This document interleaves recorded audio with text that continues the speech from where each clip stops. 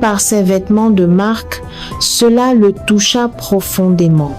Il se surprit à lui parler longuement, à rire, à la revoir. En moins d'1 an, ils étaient mariés. Et pour la première fois depuis longtemps, Bernard eut l'illusion de redevenir un homme ordinaire. Clarisse apporta une chaleur sincère dans sa maison. Des fleurs, du gospel le dimanche, une odeur de nourriture chaude, des rires d'enfants. Leur fils Yann naquit 2 ans plus tard et la famille semblait complète. Mais l'ombre ne disparaît jamais vraiment. Elle s'adapte, elle attend. Tous les jeudis, à 1 du matin, Bernard trouvait un prétexte pour s'éclipser. Réunion, urgence, client insistant. Clarisse, au début, ne posa pas de questions. Elle faisait confiance. Mais les absences étaient longues, répétitives. Les retours troublants.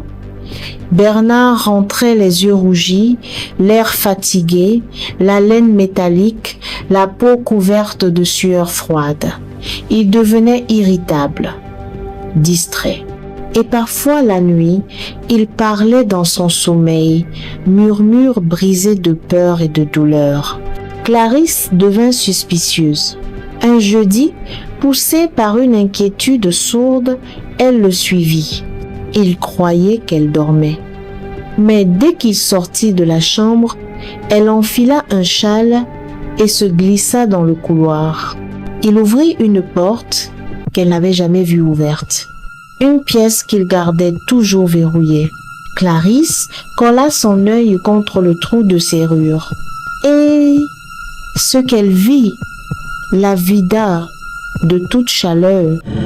Son mari agenouillé, dévorant des souris vives, ses mains étaient rouges de sang, sa bouche couverte de restes. Les cris des souris se mêlaient à des murmures étranges, comme si les murs eux-mêmes récitaient des incantations. Elle recula en criant. La porte s'ouvrit violemment.